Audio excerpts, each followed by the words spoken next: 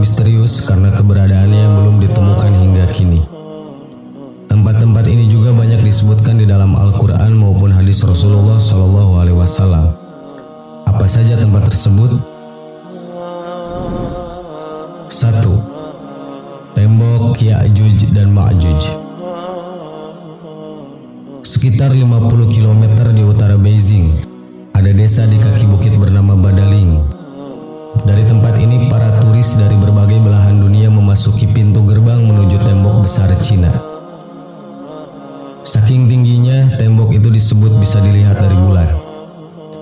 Banyak orang yang menyangka itulah tembok yang disebut oleh Nabi Zulkarnain dalam surat Al-Kahfi.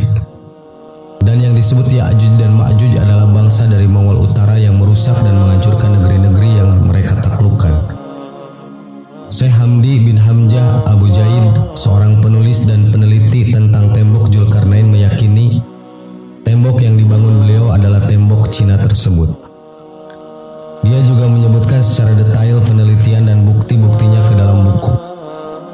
Namun jika dilihat secara fisik, terdapat perbedaan yang sangat jelas antara tembok yang dibangun Nabi Zulkarnain dengan tembok raksasa Cina.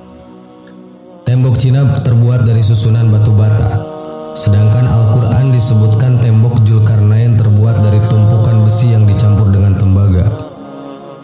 Selanjutnya, tembok Cina dibangun secara bertahap selama ratusan tahun dari berbagai dinasti yang memerintah Cina, di antaranya dinasti Han dan Ming. Sementara itu, penjelasan Al-Quran, tembok itu dibangun oleh suku bangsa yang meminta pertolongan kepada Nabi Zulkarnain. Dan setelah selesai, beliau pun menyatakan tembok itu tidak akan bisa dilewati dan dilubangi oleh Ya'juj dan Ma'juj. Berbeda dengan penjelasan Syekh Hamdi bin Hamzah Abdul Jaid Abdullah Yusuf Ali dalam tafsir Dakhli Al-Quran, menulis di Uzbekistan, tepatnya di distrik Hisar, sekitar 240 km di sebelah tenggara Bukhara. Ada celah sempit di antara gunung-gunung batu, letaknya di jalur utama antara Turkistan ke India. Tempat itu kini bernama Buzgol Khana dalam bahasa Turki. Tetapi dulu nama Arabnya adalah Bab al-Hadid, yang semuanya bermakna pintu gerbang besi. Sayangnya hasil foto satelit pada ordinat itu sudah tidak ditemukan lagi tembok atau pintu besi tersebut. 2. Telaga Ainul Hayat. Ainul Hayat menurut beberapa ahli tafsir merupakan air kehidupan yang bisa memperpanjang usia manusia. Yang meminum airnya seteguk saja maka hidupnya akan abadi. Kehidupannya dijamin oleh Allah Subhanahu wa Ta'ala hingga kiamat, kecuali dia memohon kepadanya untuk dimatikan. Beberapa hikayat menyebutkan kala Allah Subhanahu wa Ta'ala menciptakan dunia, dia menurunkan beberapa tetesan air dari surga ke dunia. Salah satu tetesnya kemudian berubah menjadi Ainul Hayat atau si mata air keabadian. Beberapa sumber juga menyebutkan Dajjal pernah minum dan mandi air ini, sehingga tetap hidup hingga saat ini. Tidak hanya Dajjal, seorang nabi bernama Khidir juga dipercaya masih hidup hingga saat ini dikarenakan meminum air ini. Di mana letak Ainul Hayat? Beberapa pendapat mengatakan bahwa letaknya yang dijaga Nabi Khidir berada di Pulau Bermuda. Oleh karena itu banyak kapal dan orang hilang ketika melewati daerah tersebut. Karena para setan berbondong-bondong mengelilingi tempat tersebut untuk merebut Ainul Hayat. Namun jika benar tempat tersebut memang benar adanya, sekali lagi hanya Allah yang mengetahui di mana sebenarnya Ainul Hayat berada.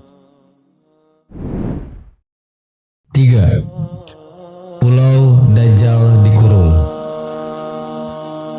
Dajjal diyakini sebagai salah satu makhluk penanda akhir zaman. Sampai sekarang keberadaan makhluk tersebut pun masih banyak dipertanyakan.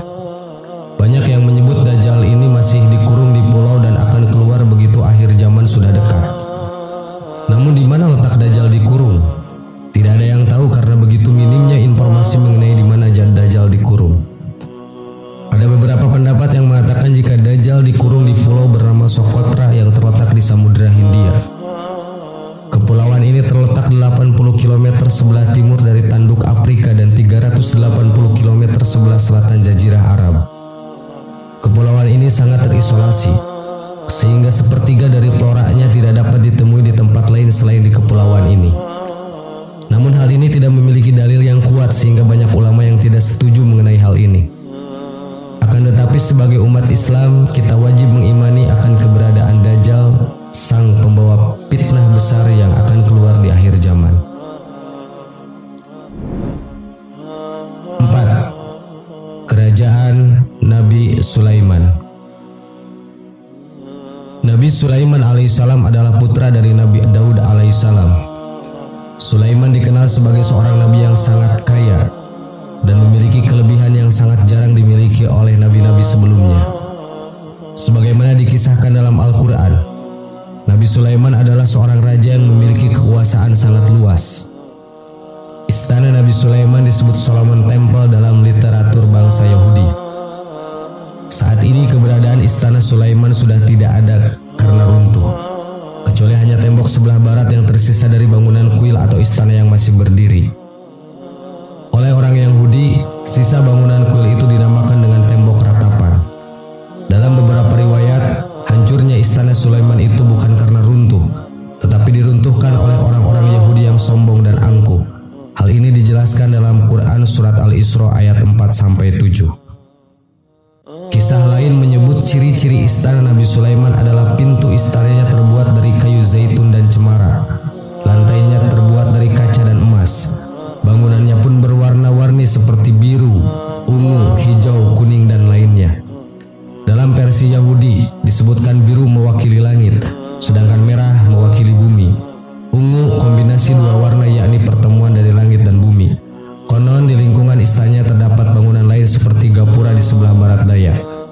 Istana ini memiliki 32 pilar di pintu gerbangnya. Beberapa meyakini pondasi kuil Sulaiman kini berada di Masjidil Aqsa. Namun karena sudah roboh, kuil ini tidak bisa dibangun kembali. Mengapa Yahudi ngotot ingin menghancurkan Al-Aqsa?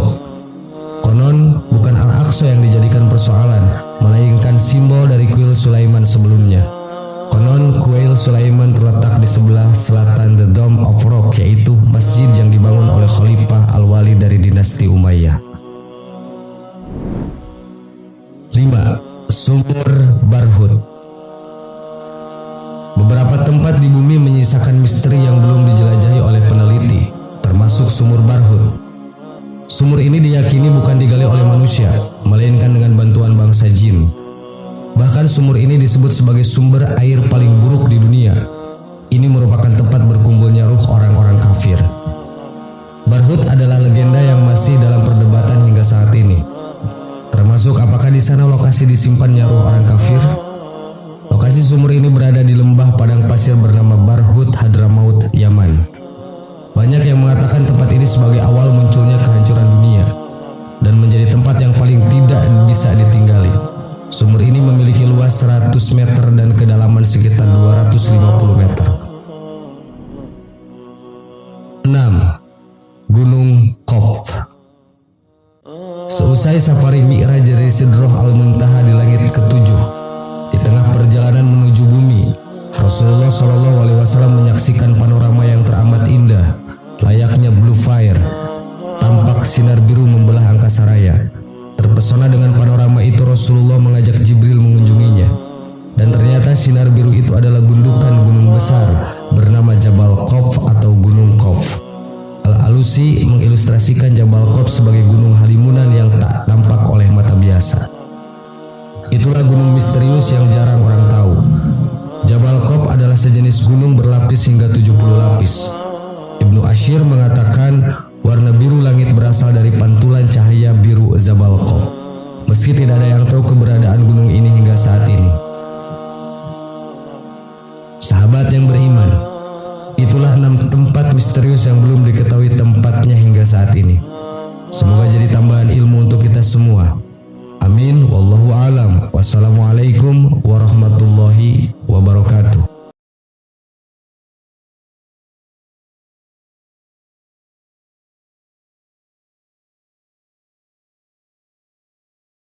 Subhanallah